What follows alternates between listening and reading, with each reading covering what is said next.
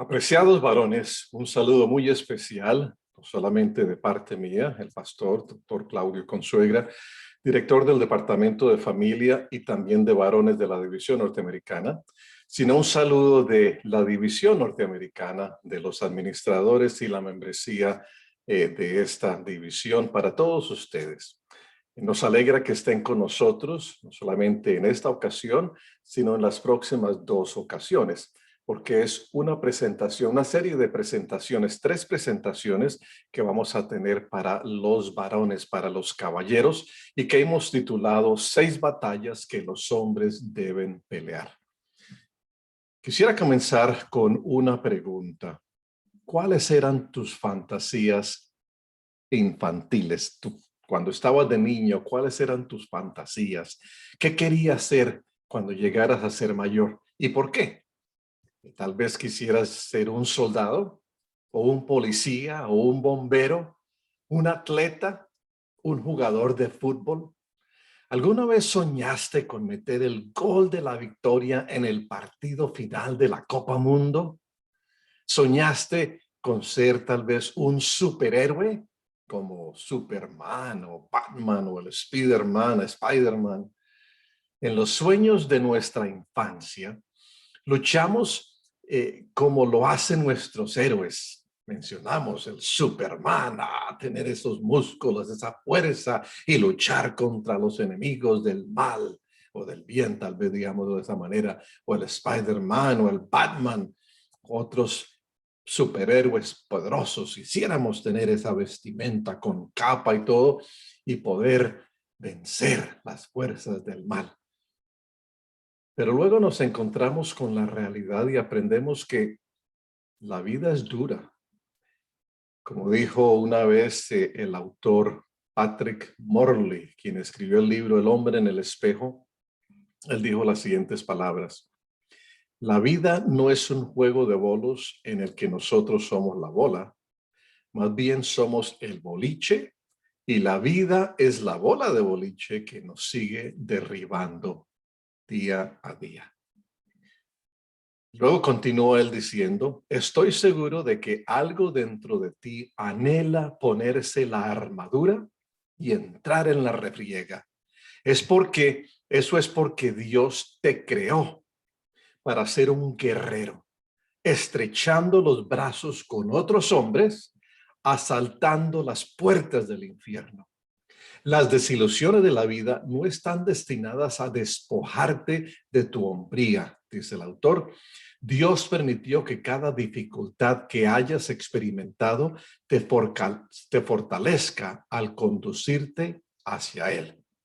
Una vez que aproveches su poder y desates al guerrero que llevas dentro, ganarás las batallas más feroces, lucharás como los valientes de antaño. Cuando pienso en el rey David, él fue un campeón, un guerrero, un luchador. No tenía que usar máscara de luchador para ser luchador. Podemos hablar de sus muchas hazañas heroicas. Derrotó a Goliat, un gigante. Venció a los filisteos. Muchas veces, por cierto, no solamente una vez. Expandió el territorio de Israel. Pero debemos detenernos a considerar el hecho de que David, el rey David, no consiguió a sus no conquistó a sus enemigos completamente solo. No los conquistó. Es como un equipo de fútbol no gana un campeonato solo con un jugador. Yo creo que el autor el segundo libro de Samuel, segunda de Samuel, yo creo que es el autor de ese libro, quiere subrayar esta verdad cuando escribió las últimas palabras de David o de la vida de David. Porque el autor de segunda de Samuel describió a un grupo de hombres cuya fe y valor, como el viento bajo las alas de un águila, levantaron a David sobre sus enemigos y lo colocaron en el trono como rey. Esto fue lo que escribió en Segunda de Samuel capítulo 23 y versículo 8. Ya es donde vamos a comenzar en este día y en esta serie. Segunda de Samuel capítulo 23 y versículo 8. Estos son los nombres de los hombres más valientes de David. Y luego sigue la lista de los nombres y una breve descripción de cada uno de ellos. 37 en total, los 37 valientes de David, los 37 guerreros que ayudaron, que apoyaron al rey David a que llegara a ser precisamente rey. Ahora, yo debo confesar que a veces, y tal vez ustedes también, a veces he leído este capítulo rápidamente, pasando por alto los nombres, de estos hombres, algunos de ellos, por cierto, que son un poco difíciles de pronunciar, y tal vez leí yo muy rápidamente como para llegar al punto básico, a la parte más baja de este capítulo, al final. Yo sé que por la brevedad del tiempo que tenemos no vamos a poder leer esos 39 versículos, pero los invito a leer acerca de estos valientes y sus hazañas cuando tengan tiempo, tal vez esta noche o por la mañana. Segunda de Samuel capítulo 23. ¿Quiénes eran estos tipos? Suenan como una versión antigua de superhéroes de la vida real. Pero la realidad es que estos hombres eran común y corriente, como tú y yo. Es más, eran más que comunes, tenían sus propios problemas, sus propios desafíos. A pesar de que, o tal vez debido a sus dificultades, David había atraído así un ejército de hombres destrozados. Esto es lo que nos dice en Primera de Samuel capítulo 22 y versículo 2, porque ahí nos dice que acerca de los hombres y de los que siguieron a David, que muchos se unieron a David. Unos estaban metidos en algún problema, otros debían mucho dinero y algunos otros no estaban satisfechos con la vida. Primera de Samuel capítulo 22, 2. Así que David no atrajo a los más poderosos, a los más sabios, a los más ricos en cuestión financiera. Atrajo a un montón de hombres que tenían problemas, que debían dinero, que estaban endeudados, que no estaban satisfechos con la vida. ¿Entendiste eso? Yo quiero que entiendas eso, porque los valientes de David no siempre habían sido valientes. No sabemos por qué, pero por alguna razón no habían tenido éxito en el ejército del rey Saúl. De hecho, no habían tenido éxito en ninguna otra faceta de la vida. Por eso dice que estaban en problemas, endeudados y no estaban satisfechos con la vida. Conocían lo que es el dolor y la vergüenza de no poder cumplir con sus obligaciones o pagar sus deudas. Sabían lo que es tener amistades rotas y sufrir del desprecio público. Sabían lo que es que los miraran por debajo porque habían fracasado en todo. Como mendigos que vivían debajo de un puente, parecían improbables candidatos a la grandeza. Parece que para convertirse en valientes, estos guerreros tuvieron que pelear 6 batallas. La batalla por su identidad, la batalla por la santidad personal, la batalla por su familia, la batalla por sus amigos y la batalla por una fe fuerte. Ahora yo quiero que respondas esta pregunta para ti mismo. ¿Qué es lo que más importa para ti? ¿Qué es lo que más te importa? ¿Por qué vale la pena luchar? ¿Qué crees tú que vale en realidad luchar hasta la muerte si es necesario? Uno de los valientes de David había respondido: para mí, yo lucharía por un campo de lentejas. Tal vez digamos nosotros, pero ¿pelear por un campo de lentejas? No solo peleó por un campo de lentejas, de hecho, arriesgó su vida luchando por ese campo. Su nombre era Sama. Eso se encuentra en los versículos 11 y 12 de Segunda de Samuel 23, que fue el texto que mencionamos anteriormente. No podemos leer todos los textos, todo el texto, los 39 versículos dijimos anteriormente, pero por eso los invito a que lean todos esos versículos de Segunda de Samuel capítulo 23. Entonces, hablando de Samá o Samá, en Segunda de Samuel encontramos que este hombre luchó por un campo de lentejas. En esos versículos describe brevemente lo que sucedió. Lo que sabemos nosotros es que su nombre, el nombre Samá, significaba desperdicio.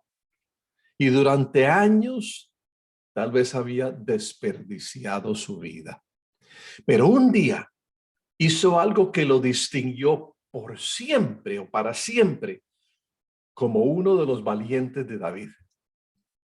En esa ocasión, un ejército filisteo había estado atacando a los agricultores locales y robando sus cosechas. Ahora, dado que los filisteos tenían el monopolio de las armas de hierro, la tarea de robarle todo a los israelitas había sido más fácil que quitarle un hueso a un perro desdentado. Pero ante una fuerza tan abrumadora, todos los aldeanos huyeron, excepto Samá. Tal vez algo dentro de este hombre le dijo que Dios lo había creado para luchar contra el mal. Ningún cualquier filisteo lo iba a intimidar. Dios le había dado la tierra a Israel y se negó a permitir que los filisteos lo expulsaran de la tierra que Dios le había dado a su pueblo. Permitir que el enemigo ganara equivaldría a rendirse a sus ídolos y a sus prácticas inmorales. Así que mientras que el resto de los hombres judíos se fueron con sus familias como insectos voladores que temen aterrizar en cualquier lugar por temor a ser aplastados, Samá agarró su espada, una de las pocas armas que había en toda la aldea, agarró su espada, plantó sus pies en medio de su campo de lentejas y dijo con el estilo del actor norteamericano Clint Eastwood: atrévete, alégrame el día, atrévete, vente a ver, vénganse contra mí, atrévanse. Yo sospecho que los filisteos se rieron de este guerrero solitario, desafiando patéticamente su poder. Pero cometieron un gran error. Es que, aunque pudieron haber rodeado a Samá, no habían rodeado a su Dios. Los hombres poderosos se mantienen firmes y luchan para ganar, porque saben que en su alrededor está Dios. Mientras el resto de la comunidad se asombraba nerviosamente desde sus escondites, Samá derrotó a los filisteos sin ayuda de nadie. Caballeros, mis hermanos, hoy nuestra batalla no es con espadas y escudos. No nos enfrentamos a un enemigo en un combate cuerpo a cuerpo o en lucha a la muerte.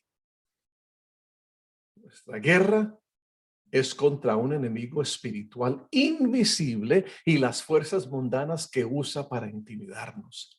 El apóstol Pablo nos advirtió acerca de eso cuando escribió allá en Efesios capítulo 6 y versículo 2. Efesios capítulo 6 y versículo 12. Nuestra lucha no es contra seres humanos, sino contra gobernantes, contra autoridades, contra poderes de este mundo oscuro y contra fuerzas espirituales malignas del cielo. Los hombres poderosos, los verdaderos machos, se mantienen firmes y luchan hasta ganar. Pero ¿cómo luchamos contra un enemigo así? Seguimos el ejemplo de Samá. Nos mantenemos firmes. Por eso Pablo continuó diciendo allá en Efesios capítulo 6 y versículo 13: por esta razón, Vístanse con toda la armadura de Dios. Así soportarán con firmeza cuando llegue el día del ataque de Satanás, y después de haber luchado mucho, todavía podrán resistir. 2 veces en un solo versículo, Pablo nos exhorta a estar de pie. Lo interesante es que en las batallas de los hombres, en las batallas que los hombres libramos, solo podemos estar de pie cuando nos arrodillamos. ¿Entendieron? En las batallas que nosotros como hombres libramos, solo podemos estar de pie cuando nos arrodillamos. En esta serie de mensajes vamos a hablar de 6 batallas que debemos pelear. Ya las mencionamos. Son batallas que debemos pelear nosotros como hombres de Dios. Y debemos aprender por medio de esas batallas cómo es que vamos a ganar de pie cuando estamos de rodillas. La primera batalla es la lucha por tu identidad. ¿Quién eres tú? ¿Quién eres tú? Recuerdo a un predicador y sociólogo bautista muy conocido, Tony Campolo se llama él, y él cuenta cómo cuando era niño, creciendo en la ciudad de Filadelfia, en los Estados Unidos, en el estado de Pensilvania, tenía un amiguito. Tony Campolo es de origen italiano. Su amiguito era judío. Aarón se llamaba el niño. Se hicieron muy amigos y dice que cuando salía o que los dos iban juntos al colegio, a la primaria. Y dice, a veces yo pasaba por la casa de mi amigo Aarón para que fuéramos juntos, y cuando Aarón salía de su casa, un muchachito judío, su mamá le decía, Aarón, ¿llevas tus libros? Dice, en cambio, cuando Aarón pasaba por mi casa y yo salía, mi mamá decía, Tony, ¿llevas tu almuerzo? Y dice el pastor Campolo, por eso es que los judíos son más inteligentes y los italianos más gordos. Bueno, a lo que se refiere él es que los judíos, por lo general, se preocupan mucho por su identidad, su inteligencia, su capacidad intelectual. Una madre judía lleva a su bebé recién nacido en brazos y se lo presenta a todo el mundo y dice, este es mi hijo Josué, el médico. ¿Cuál médico? Si es un bebé recién nacido. Pero es que desde recién nacidos le están inculcando en su mente, tú eres inteligente, tú vas a ser capaz de lo que quieres hacer, vas a ser médico. Y no solamente un médico, sino el mejor médico posible. Fijémonos, en cambio, el vocabulario que usan muchos en nuestra cultura hispanoamericana. Le decimos a nuestros niños, es que eres torpe, nunca vas a llegar a hacer nada. ¡Qué bruto que sos! ¿Qué le estamos inculcando en la mente de los niños? ¿Que son torpes, que nunca van a llegar a hacer nada, que son brutos?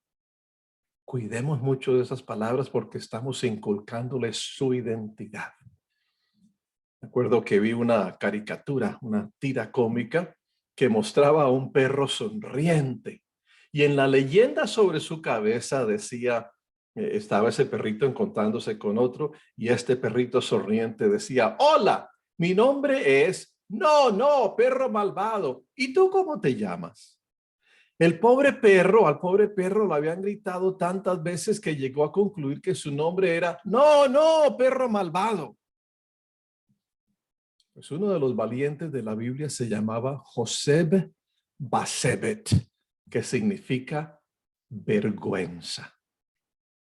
Otro que mencionamos anteriormente se llamaba Sama, que significa desperdicio. ¿Y tú puedes identificarte con esos guerreros? Vergüenza, desperdicio. ¿Has sufrido rechazo? ¿Alguien te ha mirado con desprecio como un mesero arrogante en un restaurante lujoso? ¿Tus seres queridos han minimizado tus dones y talentos? ¿Han ridiculizado tus sueños? ¿Se han burlado de ti por soñar grande? ¿O te han recordado fracasos del pasado? Mi papá, yo me acuerdo mucho cuando yo era pequeñito. Mi papá era un hombre muy bueno, buen trabajador, hombre de familia, pero tenía sus fallas. Él nunca me apoyó. Yo no quiero, no creo que él no me quisiera, nunca me dijo que no me quería, pero no me apoyó. Y bueno, tal vez esto, yo no fui muy buen estudiante. No saqué muy buenas notas en el colegio, bueno, de primaria no tan malas, pero ya cuando llegué a la secundaria, muy malas notas. Pero me acuerdo que un año me esforcé bastante y saqué muy buenas notas. Y cuando le mostré las notas a mi papá, en lugar de decirme, qué bien, te felicito, estoy orgulloso de ti, todo lo que pudo decir mi papá fue, sí puede, ¿no? ¿Qué clase de ánimo puede recibir uno si son esas las únicas palabras de ánimo que recibe? Yo les digo, yo crecí convencido de que yo no era muy inteligente, que yo no podía hacer nada. Solamente fue cuando empecé la universidad y empecé a estudiar y me gustó mucho el estudio que me di cuenta que al contrario, yo no soy torpe, yo soy relativamente inteligente. Según las pruebas que he tomado, tengo suficiente inteligencia para pertenecer a una sociedad específica que se especializa en los más inteligentes en los Estados Unidos. Se llama Mensa. Terminé la colegiatura, hice una maestría con las notas más altas, hice un doctorado con las notas más altas. Entonces lo que yo pensaba, que no era muy inteligente, que no era muy hábil, que la cabeza no me servía, no era cierto. Yo estoy seguro que tú también has quedado profundamente herido de palabras que te han dicho tus padres, tus amigos, profesores del colegio. Tal vez hayas permitido que las cicatrices de esas heridas paralicen tu potencial y te dejen tan inmóvil como un soldado de juguete. Me gustaría sugerir que en el plan de Dios, estas experiencias dolorosas son una preparación para la grandeza. Esas heridas que son el material que Dios usa para edificar a los valientes de la fe es lo que tú tienes. Esas heridas no son para matarte, para derribarte, sino para construirte, para fortalecerte. Y lo que debes hacer es entender que para Dios no son tus fracasos pasados o tus cicatrices presentes las que te definen. La Biblia está llena de historias de hombres que sufrieron antes de que Dios los usara. Moisés, piénsalo un momento. Moisés fue un niño adoptivo y luego lo perdió todo cuando asesinó a un Egipto. Tuvo que huir de la tierra y el hogar donde se había criado, probablemente un palacio agradable y cómodo, y pasó 40 años en el desierto antes de liberar a los israelitas de la mano del faraón. Sin embargo, hoy se le recuerda a Moisés no como un asesino, no como un hijo adoptivo, no como uno que salió huyendo, no como un pastor de ovejas, sino se lo recuerda como un libertador y un gran hombre de fe. José fue vendido como esclavo por sus hermanos y luego pasó un tiempo en una prisión egipcia después de ser acusado de intento de agresión sexual, de violar a la hija del capitán. Todo esto antes de que el faraón lo elevara a una posición de liderazgo. ¿Qué te viene a la mente cuando escuchas el nombre de José? ¿Lo recuerdas como un acusado de acoso sexual o como un líder brillante y piadoso? Las luchas que enfrentó José lo fortalecieron su carácter y lo prepararon para el papel de un gran líder.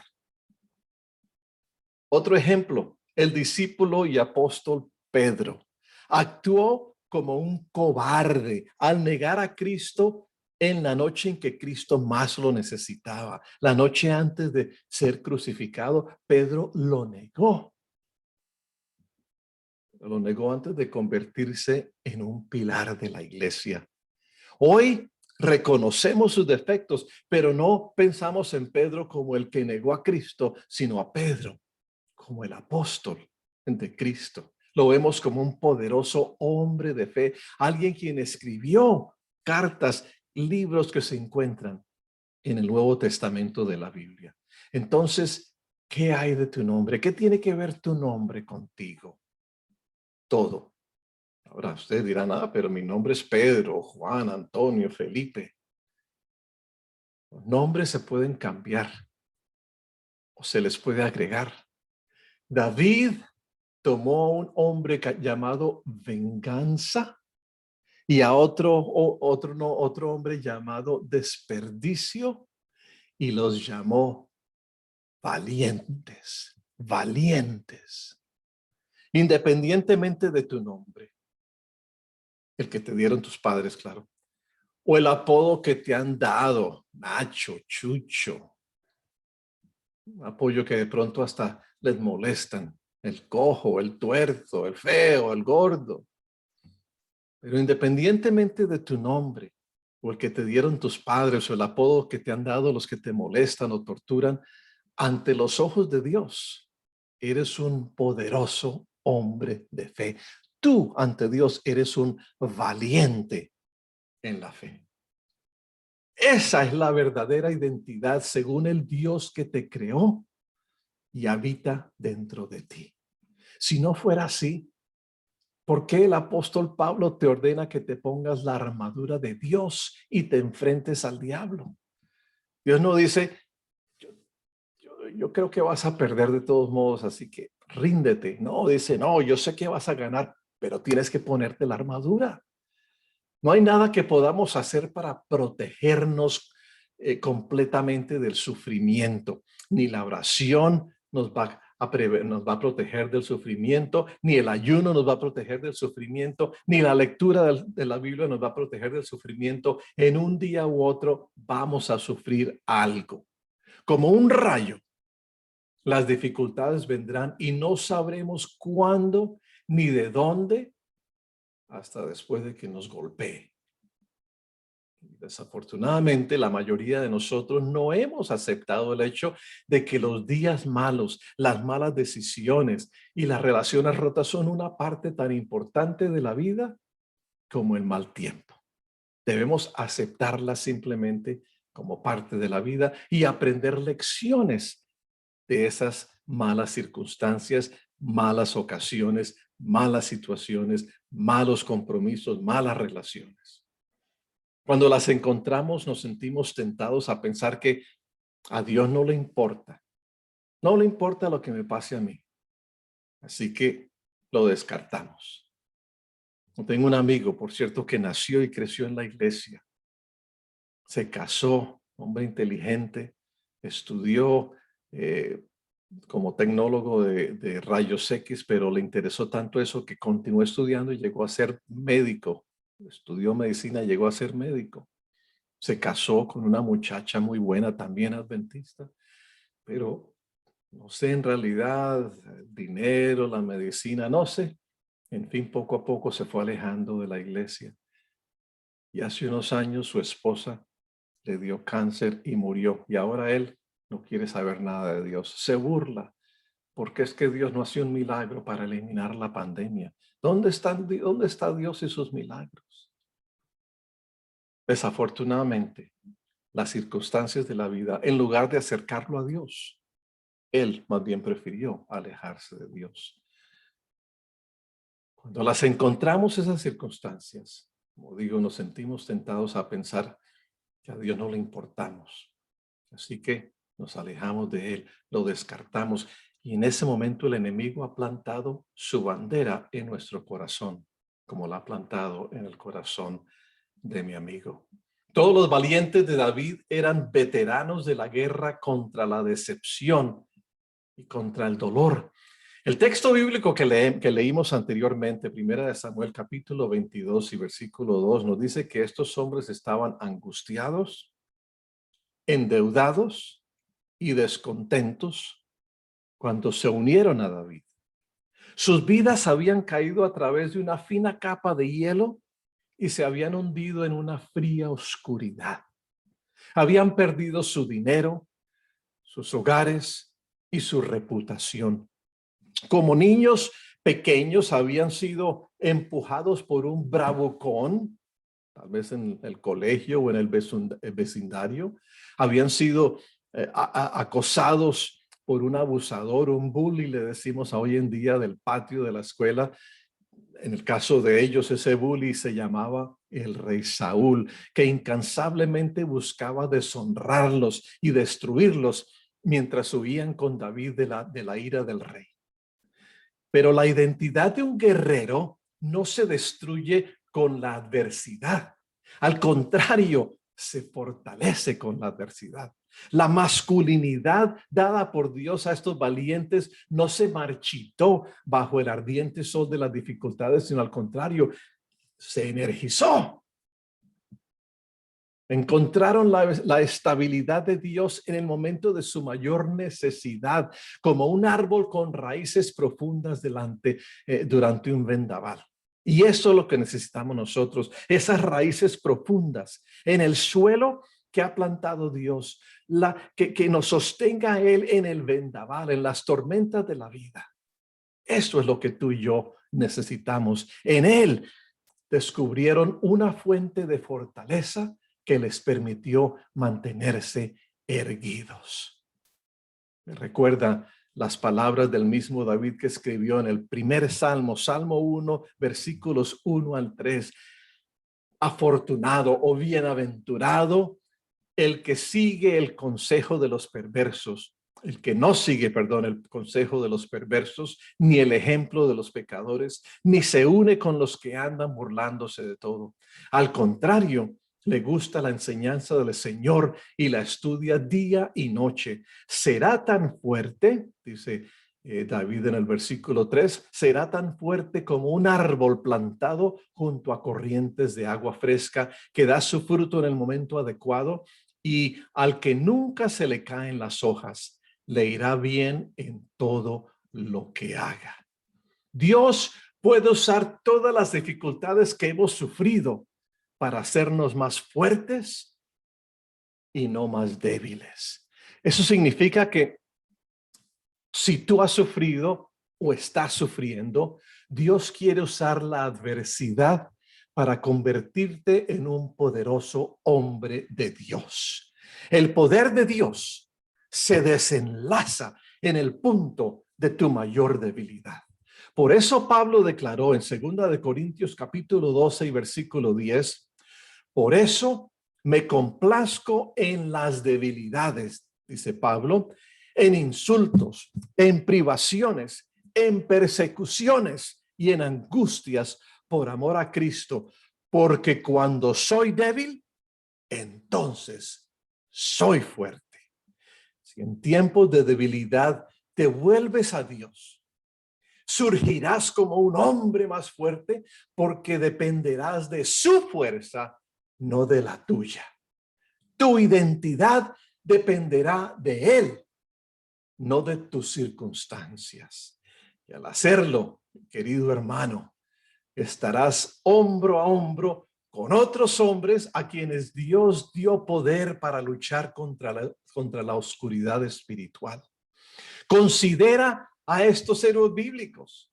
Elías fue perseguido por un rey y una reina malvados, pero impulsó un reavivamiento. Daniel fue arrojado a un foso de leones y Dios lo liberó ileso. Pablo fue perseguido, apedreado, azotado, encarcelado, pero escribió gran parte del Nuevo Testamento. Y la lista de los guerreros bíblicos que se hicieron fuertes a pesar de la adversidad es bien larga y sigue creciendo. Dios usó el sufrimiento para exponer sus debilidades y conducirlos a Él, para que en su poder pudieran atacar las fortalezas del enemigo. Y en última instancia, Dios quiere usar nuestras vulnerabilidades para ayudarnos a encontrar nuestra identidad en su fortaleza. Pero la decisión es nuestra. Cuando estamos quebrantados y nuestra debilidad está expuesta, Podemos vernos a nosotros mismos como impotentes e incapaces de luchar, o podemos más bien reconocer nuestra debilidad y en lugar de dejar que defina nuestra identidad, podemos permitir que el poder de Dios manifestado en nuestra debilidad nos defina. Yo no soy débil, soy fuerte por su poder. El sufrimiento y la decepción son la forma en que Dios expone tu debilidad para que puedas encontrar tu identidad en su poder. ¿Te acuerdas de aquellos hombres que se llamaban desperdicio, vergüenza? Ellos se convirtieron en dos de los principales seguidores de David. Aparte de lo sombrío que pueda parecer tu pasado o tu presente, como hombre tú eres un guerrero reclutado en contra de las fuerzas del infierno en una guerra de valor eterno. Esa es tu verdadera identidad. Estás luchando por tu corazón y el corazón de tu familia. Dios, mi hermano, te creó para luchar y te ofrece su poder ilimitado para asegurarte la victoria. Y una vez que aceptes esa realidad, estarás listo para acercarte más a Dios y pelear la segunda batalla. La segunda batalla es la lucha por tu santidad personal. La lucha por tu santidad personal. Durante siglos, las prendas de los gobernantes y jueces europeos se han forrado con pieles de armiño. La historia detrás de esa costumbre destaca uno de los comportamientos más inusuales en el reino animal. Un armiño es un animalito lindo con ojos negros brillantes y un hermoso pelaje blanco, blanco. Busquen en la computadora o en su teléfono, en donde sea, lo que es un armiño. Ese animalito tiene patas corticas y un cuerpo estrecho que mide unos 50 centímetros, más o menos medio metro. En inglés, bueno, no digo en inglés, en los Estados Unidos más o menos 20 pulgadas, si es que se entiende mejor las 20 pulgadas o 50 centímetros de largo, desde la punta de la nariz hasta la punta de la cola. Y este animalito ágil se encuentra en la región norte del hemisferio norte. En el verano, su pelaje es de un rico color marrón chocolate, excepto por la parte inferior de su cuerpo y piernas. Pero en el invierno, su color cambia a un blanco claro, con la excepción de un pedacito negro en la cola. Si buscaras una foto del armiño, te sorprendería la pureza de su pelaje blanco. El armiño parece darse cuenta de la belleza de su pelaje y se enorgullece de mantenerlo limpio. De hecho, la característica más inusual del animal es su repugnancia hacia cualquier cosa que pueda ensuciar su pelaje. Y por eso los cazadores que saben esto llenan la madriguera de un armiño con mugre, con basura, y esperan con sus perros a que regrese el animal peludito a su guarida. Una vez que el armiño ve a los perros, la criatura blanca como la nieve se lanza hacia la seguridad de su madriguera. Pero el armiño no entra en la seguridad de su hogar, porque eso significaría ensuciar su pelaje. En lugar de escabullirse dentro de la seguridad de su madriguera, el armiño pelea contra los perros hasta la muerte. Prefiere morir con un abrigo manchado de sangre que vivir con uno sucio. Por eso es que la piel del armiño se usa en las túnicas de los gobernantes y jueces, de los reyes, de los emperadores. Sirve como símbolo de la pureza, de la justicia y de la ley. ¿No te parece asombroso que Dios haya programado a un armiño para que prefiera una pelea a la muerte antes que un abrigo sucio? Su instinto de pureza supera su instinto de supervivencia. Nosotros necesitamos darnos cuenta de que la santidad personal es un valor por el que vale la pena luchar. De hecho, es la segunda batalla que todo hombre debe ganar. También es una batalla en la que no entramos hasta que entendamos la santidad de nuestro Dios y la santidad que nos ha dado a través de su Hijo Cristo Jesús. Según la historia en Segunda de Samuel, una noche mientras huía del rey Saúl y 3,000 de sus tropas, David enfrentó una decisión desgarradora. Al amparo de la oscuridad, David y Abisai, uno de sus valientes, entraron sigilosamente en el campamento del rey Saúl. Rodeado de sus hombres adormecidos, el rey dormía tan profundamente como un bebé. Abisai vio el momento como una oportunidad divina. Le dijo a David, 1 Samuel 26:8, hoy Dios ha entregado a tu enemigo en tu mano. Ahora pues, déjame clavarlo a la tierra de un solo golpe. No tendré que darle por segunda vez. Yo me pregunto, ¿qué habrá pasado por la mente de David en ese segundo, en esos momentos intermedios entre la palabra de Abisai y su decisión de actuar? ¿Qué habrá pensado David? Eso que uno piensa tan rápidamente. Quizás pensó, con Saúl muerto, yo podría tomar su corona y su trono y se acabó la persecución, se acabó el problema. Mis días de miedo, temor, desesperación terminarían. Eso de andar escondiéndome se acabaría. Podría corregir los males que este hombre despiadado ha cometido contra mí. Si David tuvo o no tales pensamientos, nunca lo sabremos. Lo que sí sabemos es que David, el líder de estos valientes, le contestó a Abisai, no lo mates, pues ¿quién puede extender su mano contra el ungido del Señor y quedar impune? Como una brújula en una noche oscura, la santidad de Dios dirigió al fugitivo David. David era un siervo de Dios, santo como su propio Dios. Y hacer eso significaba que tenía que separarse de todo mal, incluso de una decisión y acción que momentáneamente lo podría hacer sentirse bien. Lo haría sentir que su vida fuera más fácil. Pero aún así era una acción contraria a la voluntad de Dios.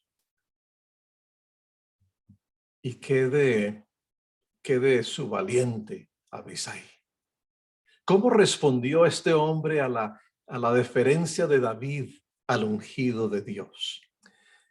Abisai no le contradijo a David, no se enfadó con David, sin dudarlo un momento, dio un paso atrás. Yo espero que este profundo acto de valentía no pase desapercibido. En ese momento, Abisai demostró que era un hombre valiente, no porque mató al rey o venció a su ejército, sino porque refrenó su propia ansia de venganza. Saúl había perseguido a David y sus hombres durante varios años, obligándolos a una vida nómada lejos de la sociedad israelita. Pero Abisai actuó como un guerrero que sirve a un Dios santo. Se negó a pecar cuando pecar parecía tan justificado. En ese momento, Abisai luchó como un hombre que se dio cuenta de que la verdadera guerra no era contra Saúl, sino contra las fuerzas del mal que buscan capturar su corazón, o buscaban capturar su corazón y comprometer su santidad. Piénsalo, David y Abisai tuvieron el valor de obedecer a Dios incluso cuando esto los expuso a un peligro mayor. Prefirieron hacer el bien y estar de parte de Dios que hacer el mal y oponerse a Dios. Tales acciones surgen del valor sobrenatural que un Dios santo da a sus santos guerreros. Isaías experimentó estar en la presencia de tal santidad muchos años después en una visión, y cuando el profeta vio la santidad de Dios, gritó: ¡ay de mí! Porque perdido estoy, pues soy hombre de labios inmundos y en medio de un pueblo de labios inmundos habito, porque han visto mis ojos al Rey, el Señor de los ejércitos. Isaías capítulo 6 y versículo 5. Como Isaías, cuanto más claramente veo la santidad de Dios, más claramente veo mi propia pecaminosidad. En el caso de Isaías, un ángel voló hacia él con un carbón encendido que había tomado con tenazas del altar. Tocó la boca del profeta y le dijo: he aquí estoy, esto ha tocado tus labios y es quitada tu iniquidad y perdonado tu pecado. Nosotros tendemos a desanimarnos más cuando vemos cuán imperfectos somos a la luz de la perfección de Cristo. Pero yo quiero que escuches estas palabras que vienen de el libro The Bible Echo, está traducido del inglés al español, y esto fue lo que escribió Elena de White. No te desanimes porque ves que tu carácter es defectuoso.